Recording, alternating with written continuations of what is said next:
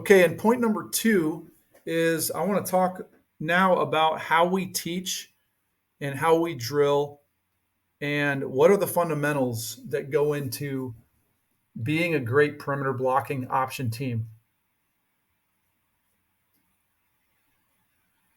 The first thing I want to talk about is how we've broken down a perimeter block. So let's just take number 5 here. Okay. We've kind of chunked the block into 3 different fundamentals. The first is called launch, the second is shimmy, and the third is attack. And we abbreviate that by calling it LSA. We want to have a launch that is vertically threatening. Okay. When I say vertically threatening, we want him to stand in his stance and push off the ball as though he were running a vertical route.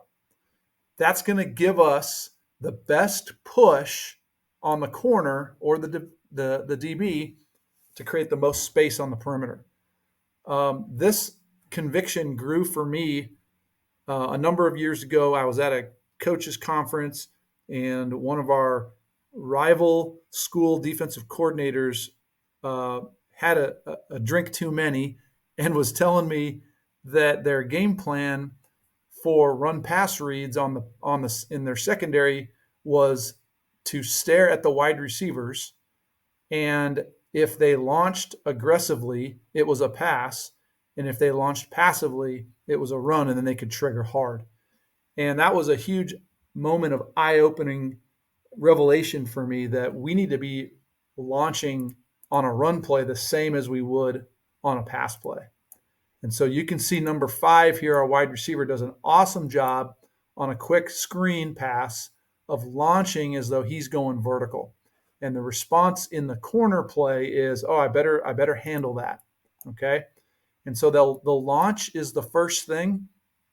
Our aiming point on our blocks, we call it nose to outside eye. So number 5's nose should end up blocking the outside eye of the defender that he's blocking. Okay. Now, it would be easier just to say block his outside leverage. But what we found over the years is we had players who were really wanting to do it right, and they would use too much outside leverage and create an easy avenue for a DB. And so we've specified what we mean by launch to the outside eye, my nose to his outside eye. It's a much tighter aiming point, and knowing that this player more than likely has to contain, if we attack his inside leverage, it'll make his job easy in getting around us. But if we attack too wide, then he'll be able to shoot underneath it. And so we've settled on the aiming point of launching to the outside eye of the defender. And the next phase is what we call shimmy. And the shimmy phase, let me just watch this launch one more time. It's a real good launch. Okay, now you can see the defender is shimmying. Okay, there's a lot of debate in perimeter blocking conversations about when to initiate the shimmy or the settle steps. Okay, but the way that we've landed on it is we want to take risks in over launching. I would rather you push too long than shimmy too early. And that's only true because we tell our receivers, if your launch is too long and you shimmy too late and you keep getting beat, we believe that we can set up double moves or we can set up play action to get behind the DB. So we're going to help you with, your block by throwing the football over the top. And so the way we've coached our wideouts is to shimmy as late as you feel comfortable. We used to say half the distance, when half the distance is absorbed, shimmy. That felt a little too early. Some years we said 2 yards away. That didn't always work. The way we've said it now is take a risk and shimmy as late as you feel comfortable with. Don't overdo it. So the last phase is attack. We have launch vertical to the outside eye, then we have shimmy, and then we have attack. And the attack part is when you put your hands on the defender. And really what we're trying to do is win the chest. We want to have our elbows inside. We want to get our hands on the breastplate of the defender with our head on his outside eye or our nose on his outside eye. And we want to run the defender. We want to stay on the defender. Okay. Let me pull up another clip. Different receiver, same scenario. Number 10, our wide receiver here. You're going to see his launch. I don't think this launch was probably as good. A little lazy with his body language, but not bad.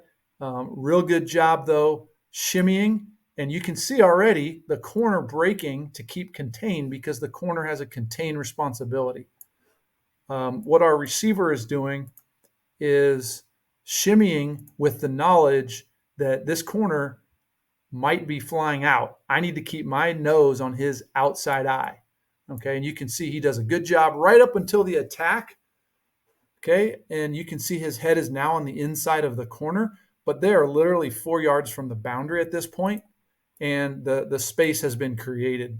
The corner could say, "Coach, I kept contain," but you can't make a tackle from the sideline. And so that's why we've attacked the leverage the way that we have. So this is a really good launch, really good shimmy here, and then the attack is good and gives our running back a chance.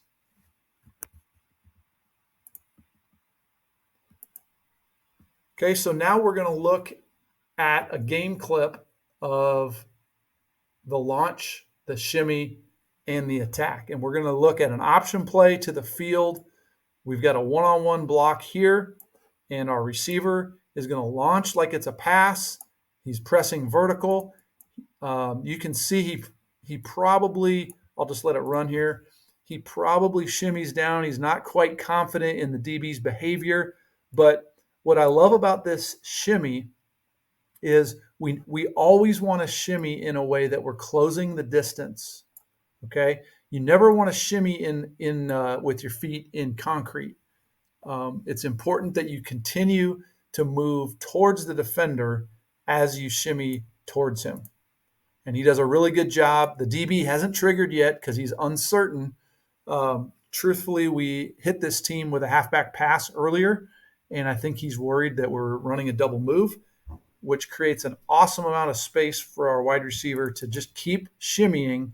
And now the block happens, 15 yards north of the line of scrimmage, which really sets up a much easier block for our wide receiver to have. So this is a really good look at launch, and then shimmy as late as possible, and then attack, nose to outside eye, put him out of bounds, give your ball carrier a chance.